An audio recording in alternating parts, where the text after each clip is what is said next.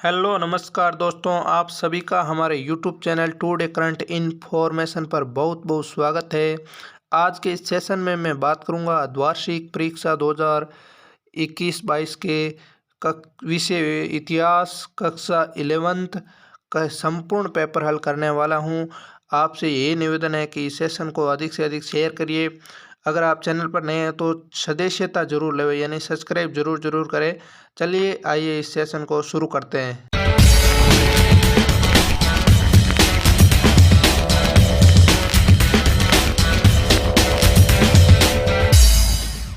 चलिए दोस्तों, तो बिना समय गवाए आज की सेशन की शुरुआत करते हैं। अर्धवार्षिक परीक्षा सत्र 2021-22 विषय इतिहास कक्षा 11 संपूर्ण पेपर हल करने वाला हूं। दोस्तों, इस पेपर के हल के बाद आप कमेंट बॉक्स में ज़रूर लिखें कि आपके 48 में से कितने नंबर आए। इतनी सी गुजारिश है। चलिए आइए पहले क्वेश्चन के साथ इसकी शुरुआत करते हैं। पहला क्वेश्चन है, ऑस्ट्रिया में किस स्थान से आधुनिक मानव के प्राचीनतम जीवाश्म मिले हैं? आंसर क्या होगा?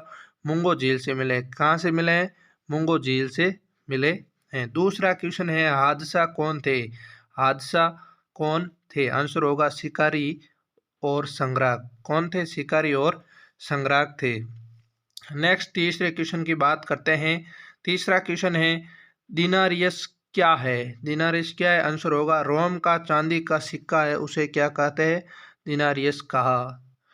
चौथा क्वेश्चन है, सामंतवाद का विकास इंग्लैंड में कब हुआ? सामंतवाद का विकास इंग्लैंड में कब हुआ? 11वीं सदी के अंदर हुआ। कब? 11वीं सदी के अंदर। पांचवा क्वेश्चन है, टेली नामक प्रत्येक कार्य से मुक्त नहीं है। कौन नहीं है? कर्षक नहीं है। आंसर होगा कर्षक। ठीक है। अब मैं नेक्स्ट छठे क्वेश्चन की बात करता हूँ। छठा क्वेश्चन है, फ्रांस स्थित, ये दोस्तों खाली स्थान है, खाली स्थान को ध्यानपूर्वक पढ़े। फ्रांस स्थित लेस्कॉक्स और शोवे की गुफाओं में जानवरों की सैकड़ों चित्रकारियां पाई गई है। सातवां क्वेश्चन है, अगस्टस ने 27 ईसा पूर्व जो राज्य स्थापित किया था उसे प्रिंसपेट कहा जाता था। आठवां क्वेश्चन है, रोमन समाज में पुरुष 28, 29, 30 और 32 और महिलाएं 16, 18, 22 और 23 साल की आयु में विवाह करते थे। नवा क्वेश्चन है, इंग्लैंड देश का नाम एजिलैंड का रूपांतरण है। 10वां क्वेश्चन है, हाउस ऑफ लॉर्ड्स में लॉर्ड्स वह पादरी सदस्य थे। अब नेक्स्ट 11वें क्वेश्चन की बात करते हैं। 11वां क्वेश्चन है, उड़न तुरी करगे का आविष्कार जॉन के द्वारा 1733 में किया गया था। अब आपके सत्य असत्य कथनों को छांटिए, इन पर हम विचार करते हैं। 12वां है, आधुनिक मानव के उद्भव के संबंध में दो मत प्रचलित है। प्रथम निरंतरता मॉडल, द्वितीय प्रतिस्थापना मॉडल। बिल्कुल सत्य है, बिल्कुल ये आंसर सत्य है। दो मॉडल प्रचलित है। 13वां क्वेश्चन है, संभवतः ऑस्ट्रेलोपिथेकस ने सबसे पहले पत्थर के औजार बनाए थे, तो ये भी आंसर सत्य है, बनाए थे। नेक्स्ट 14 क्वेश्चन की बात करते हैं। 14वां क्वेश्चन है, ईस्टर ईसा के शूलारोपण और उनके पुनर्जीवित होने का प्रतीक नहीं था, ये असत्य है।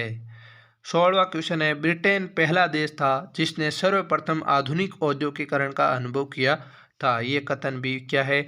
सत्य है। हम बात करेंगे अति लघुरात्मक प्रश्नों की बात करते हैं। 17वां प्रश्न है, आदिकालीन मानव किन तरीकों से भोजन जुटाते थे? आंसर होगा आदिकालीन मानव संग्रहण, शिकार, अपमार्जन, मछली पकड़ने आदि के विभिन्न तरीकों से अपना भोजन जुटाते था। वह पेड़ पौधों से मिलने वाले खाद्य पदार्थ जैसे बीज, गुठलियाँ, बेर, फल, कंदमूल आदि इकट्ठा करता था। वह अपमार्जन के द्वारा उन जानवरों के शवों से मांस खुरच कर निकालता था जो जानवर अपने आप मर जाते थे या किन्हीं अन्य हिंसक जानवरों द्वारा मार दिए जाते थे। वह योजनाबद्ध तरीके से बड़े स्तनपायी जानवरों का शिकार और उनका वध करता था। मछली पकड़ना भी भोजन प्राप्त करने का एक महत्वपूर्ण तरीका था। ये 17वां क्वेश्चन है।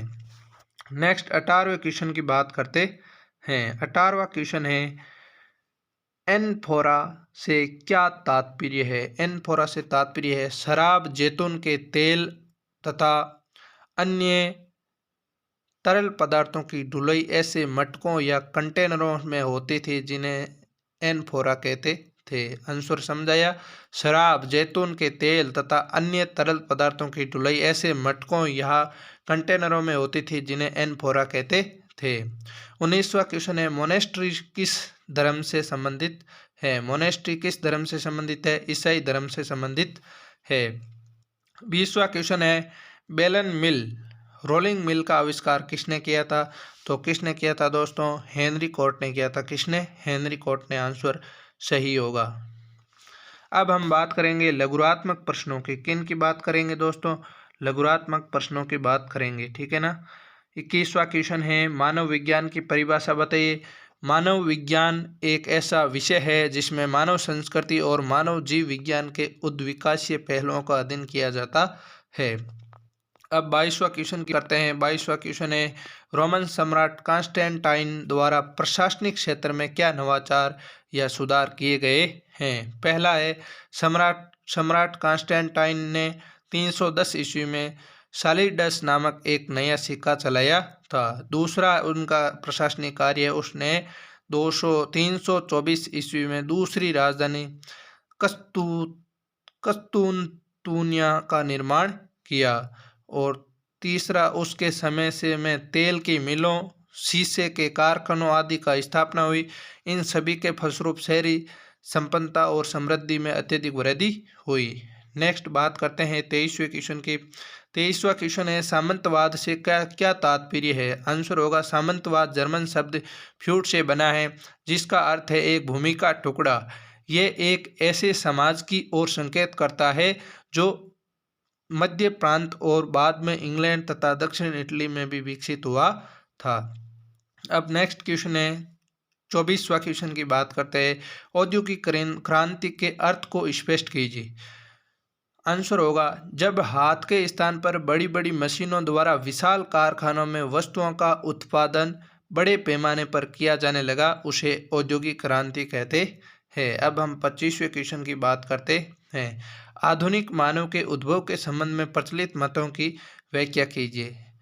आंसर होगा, आधुनिक मानव के उद्भव स्थल के बारे में विद्वानों के मतभेद है। संबंध में दो मत प्रचलित है जो एक दूसरे से बिल्कुल विपरीत है। इन दोनों मतों का विवेचन निम्न अनुसार है। ऊपर आया था ना क्वेश्चन, दो मत प्रचलित है। पहला वो असत्य सत्य वाला, ये देखो दोनों। पहला है क्षेत्रीय निरंतरता मॉडल। पढ़ते हैं आगे। क्षेत्रीय निरंतरता मॉडल के अनुसार विश्व के अनेक क्षेत्रों में अलग अलग मनुष्य की उत्पत्ति हुई है। इस मत के अनुसार भिन्न भिन्न प्रदेशों में रहने वाले होमो सेपियंस का आधुनिक मानव के रूप में विकास हुआ। उनका विकास धीरे धीरे अलग अलग गति में हुआ, इसलिए आधुनिक मानव विश्व में भिन्न भिन्न हिस्सों में अलग अलग रूप में दिखाई दिया। इस तरह का आधार आज के मनुष्य में पाए जाने वाले विभिन्न लक्षण हैं। इस मत के समर्थकों का कहना है कि ये असमानताएं एक ही क्षेत्र में पहले से रहने वाले होमो इरेक्टस और होमो आइडिलबर्डेंसिस समुदायों में पाई जाने वाले भिन्नता के कारण है।